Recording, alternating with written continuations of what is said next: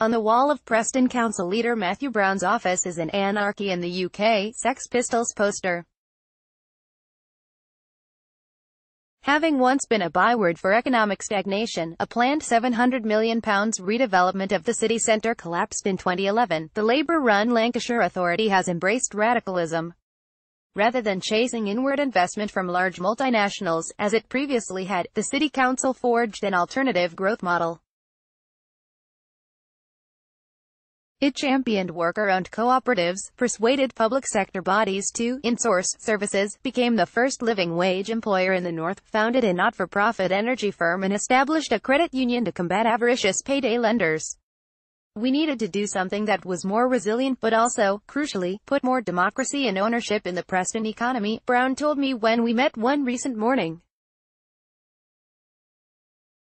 Councillor, who identifies with Labour's Benite left tradition, observed, "One of the reasons that Thatcher found it so easy to privatise a lot of the public assets was that working people didn't have a huge amount of affinity with them. If they had been on the board, sharing the profits and had a real ownership stake, then she wouldn't have been able to do it. They would have been hugely popular." When John McDonnell, the Shadow Chancellor, visited Preston in 2016, he declared, "This kind of radicalism is exactly what we need across the whole country." The following year, Jeremy Corbyn praised the city's inspiring innovation. Labour may not be in power, but it is already reshaping Britain. Corbyn has now led Labour for 3 years. Never before has the party's left enjoyed such power. The Marxist Social Democratic Federation, the Socialist League of the 1930s, the Bevanites of the 1950s and the Benites of the 1980s were all divided or defeated. Having previously been consigned to internal exile, Corbyn and his allies control Labour's commanding heights. They have won 2 landslide leadership victories, more than doubled the party's membership to 540,000 and delivered the biggest increase in its general election vote share since 1945, from 30.4% to 40% in 2017. These advances are still more notable when set against the decline, or PASOKification, a reference to Greece's vanquished PASOK of the European centre-left. In Germany, France, Italy, Austria, the Czech Republic, the Netherlands and, most recently, Sweden, Social Democrats have endured their worst results in post-war history. Labour, by means of an internal revolution, has averted this fate. Yet among Corbynites, the exuberance that followed the 2017 election has given way to unease. It is not merely that the opinion polls are too tight for the party to be confident of winning power, or that the party's summer was consumed by the anti-Semitism crisis. In the view of many on the left, Labour is failing to take full advantage of the historic opportunity before it.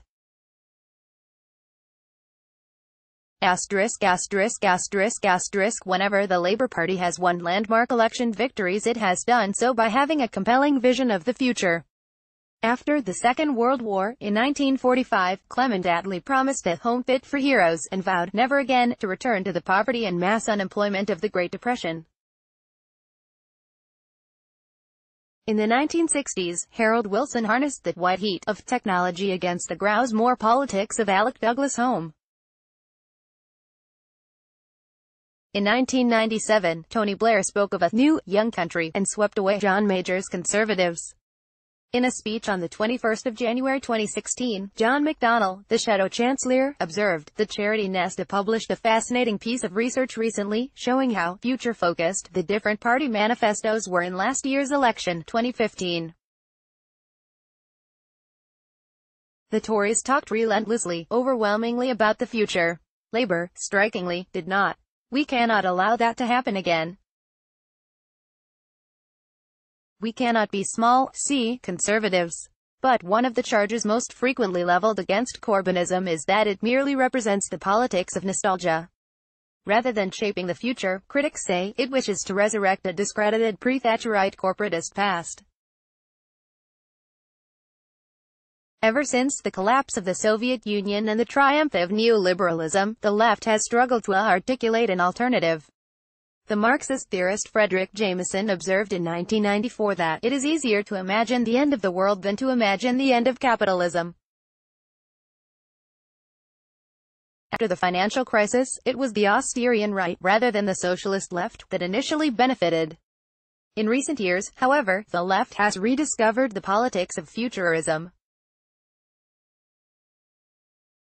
Books such as Paul Mason's Post-Capitalism, Nick Sarnicek and Alex Williams's Inventing the Future, Rutger Bregman's Utopia for Realists and Peter Frase's For Futures argue that technological advancements could render much work unnecessary and liberate humans, sustained by a state-funded universal basic income (UBI), to pursue a new kind of freedom.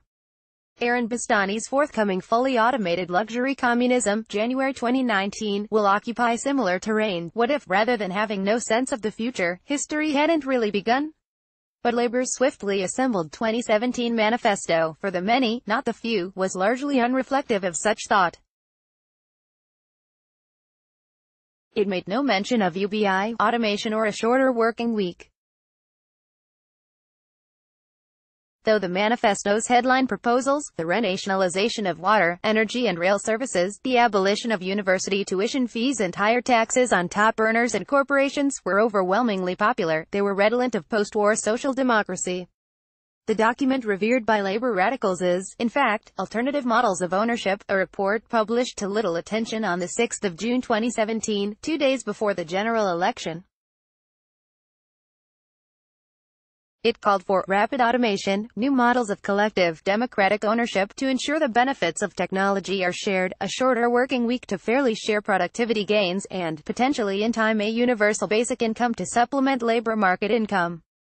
The report, commissioned by Labour's economic team, is now shaping its next manifesto, which McDonnell has promised will be more radical than the last. On the 31st of July, the Shadow Chancellor backed a trial of UBI, which is already being piloted in Scotland by Glasgow and Fife councils. The idea of a basic income has existed since Thomas More's Utopia, 1516, in which the fictional Portuguese traveller Rafael Heislode argues that it would be a better means of tackling theft than sentencing thieves to death. It would be far more to the point to provide everyone with some means of livelihood, so that nobody's under the frightful necessity of becoming, first a thief, and then a corpse. UBI was later advocated by left radicals, such as Thomas Paine, on egalitarian grounds and by right libertarians, such as Milton Friedman, on anti-bureaucratic ones. The welfare state, he reasoned, could be largely abolished. Its resurgence, experiments in Kenya, Finland, Canada and the Netherlands, reflects the consequences of greater automation. The Bank of England has estimated that 2/3 of UK jobs could be eliminated in the next 2 decades, and the increasingly precarious, low-paid nature of 21st-century work.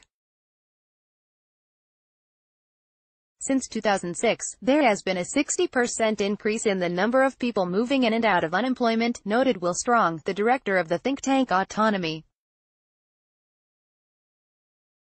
From a left radical perspective, UBI destigmatizes welfare by establishing a universal payment, and partially decommodifies labor by separating income from work. Employees, who are increasingly prodded by governments to accept any job on offer, would have their bargaining power strengthened. Work would be judged according to its desirability, rather than its necessity. The principal objection to UBI is its cost, potentially hundreds of billions, and the tax rises that would be required to fund it. For this reason, some instead advocate a universal basic dividend, UBD. Yanis Varoufakis, the former Greek finance minister, told me, increasingly people recognize, even those who are not Marxists, that capital is being produced collectively. I always give the example of Google. The large majority of Google's capital is produced by users. Every time you search, you are adding to the capital stock of Google. Nevertheless, the profits are then privatized by the shareholders, while you get nothing back. Every time capital is being raised on the stock exchange, a percentage of the shares should go into a public wealth fund. In Alaska, since 1982, a state-owned fund, which collects oil and mineral revenue, has paid every resident an annual dividend, estimated in 2018 at $2,700 per head but reduced by legislators to $1,600. During her 2016 presidential campaign, Hillary Clinton contemplated a national version of this scheme, but to her later regret, concluded that it was unworkable. I wonder now whether we should have thrown caution to the wind and embraced Alaska for America as a long-term goal, she wrote in her memoir. A credible left should embrace what one could call incremental utopianism, progressive reforms situated within a radical framework. Alex Williams, the co-author of Inventing the Future, one of the defining texts of Corbynism, told me that the next Labour manifesto should promise a 4-day working week. It aligns with the history of the Labour movement. Until the 1930s, cutting working hours was a key demand as well as increasing wages. Between 1900 and the Great Depression, the average Western working week was reduced from 60 hours to below 35. In his much-discussed 1930 essay, Economic Possibilities for Our Grandchildren, John Maynard Keynes prophesied a 15-hour week and concluded that man's chief concern would be how to occupy the leisure, which science and compound interest will have won for him, to live wisely and agreeably and well. But in the post-war corporatist era, after the experience of mass unemployment, governments and businesses united to revere labor. Nearly 90 years after Keynes's essay, Britons work an average of 42.3 hours a week, the highest level in the EU. The lowest 37.8 hours is in Denmark. Productivity, output per hour, however, is 13% below the G7 average. Overwork, leading to illness and absenteeism, and low investment, among the worst in the G7, are the origins of the new British disease. Since 2010, a Conservative administration committed to austerity has made little use of historic low interest rates and the cheap money available to alleviate this curse. Labour, by contrast, has pledged to invest at least £500 billion over the next decade, comprised of £250 billion of government borrowing, which would match the OECD average, and £100 billion of funding for a national investment bank, which would raise a further £150 billion from the private sector. Increased investment in technology, as well as a higher minimum wage to raise the cost of labor, would accelerate automation and make a 4-day week conceivable. A recent trial by the New Zealand trust manager Perpetual Guardian proved so successful, higher productivity, reduced stress, that the firm is considering making it permanent. On the 10th of September, Francis O'Grady, the General Secretary of the Trades Union Congress (TUC), declared that, in this century we can win a 4-day working week. More than 1.4 million people work 7 days a week, with 3.3 million working more than 45 hours a week, a TUC study found. The classic social democratic demand for full employment should be replaced with the future-oriented demand for full unemployment, declares Inventing the Future. A party named Labour, which is heavily funded by trade unions, is unlikely to inscribe this slogan on its banner. But the left is resurrecting one of the classic socialist critiques of capitalism, that it makes humans unfree. Karl Marx, who wrote in Capital, Volume 3 of A Realm of Freedom, in which labor, determined by necessity and mundane considerations, ceases, suggested that, in a communist society, where nobody has one exclusive sphere of activity, one could hunt in the morning, fish in the afternoon, rear cattle in the evening, criticize after dinner, without ever becoming hunter, fisherman, herdsman or critic. When Corbyn spoke in his 2017 Labour conference speech of how technological advances could enable a new settlement between work and leisure, and expanded creativity, he was implicitly referencing this tradition. Faced with the technocratic mundanity of Brexit, and a parliament that may endure until 2022, Corbynism 2.0 can appear a distant dream. But in some corners of Britain it is already happening. Rather than lowering his sights, Preston Council leader Matthew Brown is raising them. He aims to establish a Lancashire-wide community bank to provide loans to small businesses, and Preston is pioneering the use of drone technology in public services and urban construction. The city exemplifies what Neil McEnroy, the head of the Centre for Local Economic Strategies, calls the new municipalism. Rather than a narrow commitment to the state, this model encourages a plurality of forms, cooperatives, mutuals and trusts, as well as government ownership. In Spain, the Mondragón Corporation, the world's largest worker-owned cooperative, encompasses 260 individual co-ops, employs 75,000 people and has annual revenues of more than €12 billion. McEnroy told me, if you go to Barcelona and speak to the mayor, Ada Colau, she would say politics is an agora, not a temple. Politics is something that takes place in an open public space, not something that takes place in a town hall. McDonald's economic advisors are animated by the city's bid to democratize the use and control of private data through the Decode project. Preston can invite critics to judge it by its results. Before 2013, major public bodies, such as the University of Central Lancashire and Lancashire Constabulary, had a combined annual budget of £1 billion, but startlingly little of this money was spent locally. Inspired by the Mondragón model in the Basque Country and the Cleveland model in the U.S., Brown's team persuaded 6 of these anchor institutions to procure more goods and services from Preston-based firms, such as local builders, printers and farmers, rather than relying on outsourcing companies often headquartered in London.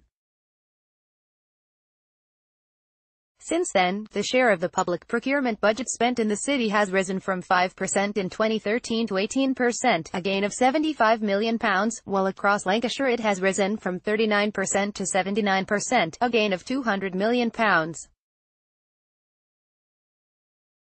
A not-for-profit energy firm, Fair Power Red Rose, has saved consumers more than £2 million.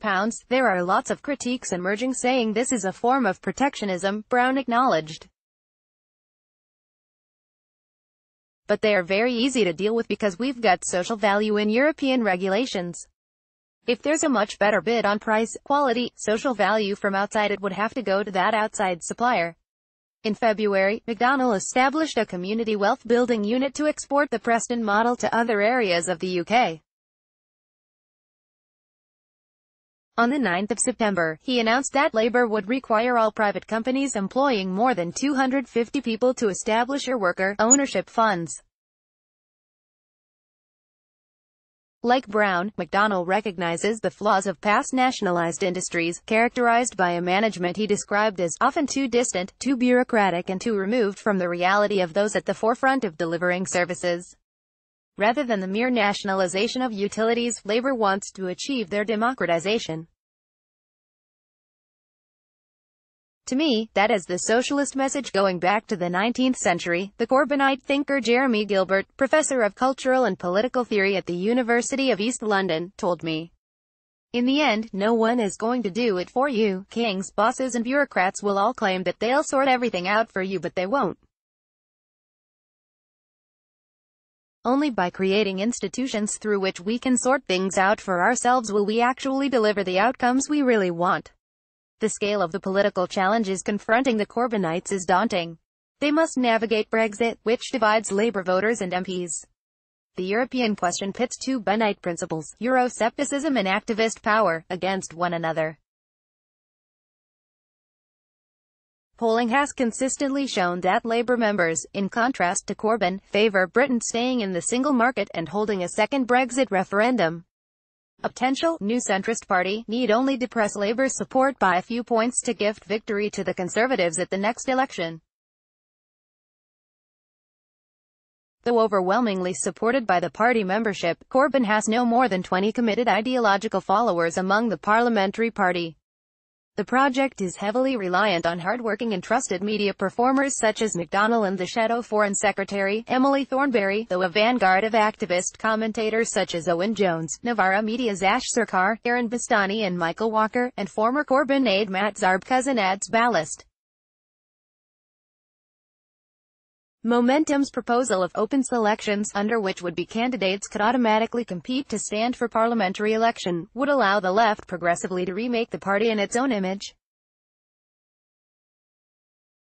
John Landsman, the chair of Momentum, insisted, however, that the primary aim was to ensure accountability, not remove MPs.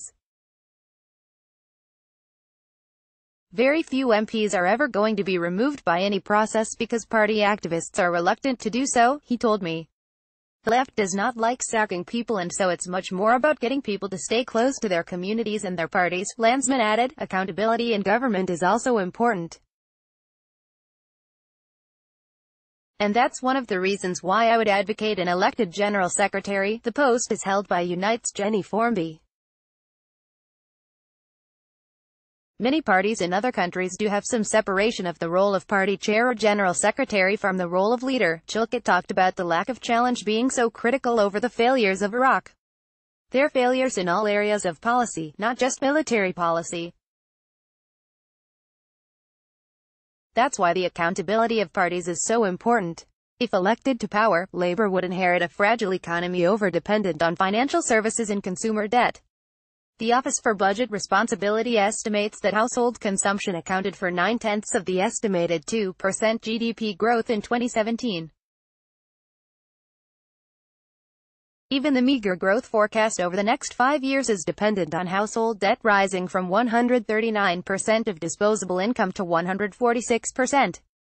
Grace Blakely, an IPPR research fellow, who is writing a book on financialization, told me, a write-off of unsecured consumer debt would tackle the interests of the banks head-on. It would be a real battle moment, a 1980s moment, and would also make people's lives better off. Over the short to medium term, you need to start thinking about capital controls to curb inflows as well as outflows. London acts as this black hole that sucks in capital from the rest of the world, channeling it into secrecy jurisdictions, so cutting off that lifeline would be quite important. Britain is more exposed to financial fluctuations than any other major Western country. The UK has almost $600 billion worth of banking links with Hong Kong and China, nearly 3 times more than the next most exposed country, the US. In government, the left has invariably been overwhelmed by economic crisis or political resistance. Allies of McDonnell or wargaming scenarios such as a run on the pound and capital flight. In 1982, just a year after his election, the French socialist president François Mitterrand, whose government included communist ministers, was brought to heel by the markets, resulting in the tournant de la rigueur, or austerity turn. No radical left project has since held office in a major European country. Portugal's three-party leftist coalition and the new Spanish socialist government are the only current success stories. If PASOKification is the specter that haunts the social democratic left in Europe, then it is Syrizification that haunts their radical counterparts.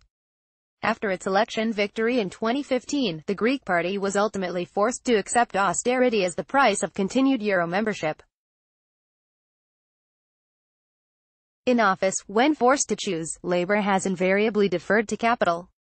The MacDonald administration responded to the 1930s Great Depression by imposing punitive austerity. The Attlee government was split over the introduction of NHS charges to fund the Korean War. James Callaghan anticipated Thatcher by declaring that the option of Keynesian stimulus no longer exists, and Blair and Brown struck a Faustian pact with the city that unraveled in 2008.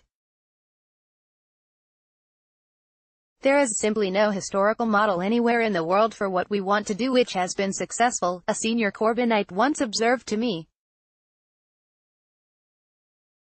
A left government being elected in a post-industrial society and then successfully managing to transition into a major new settlement, whether a new form of capitalism or socialism.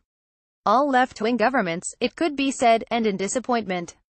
That is the precedent the Corbynites must defy as they enter the next phase of their revolution.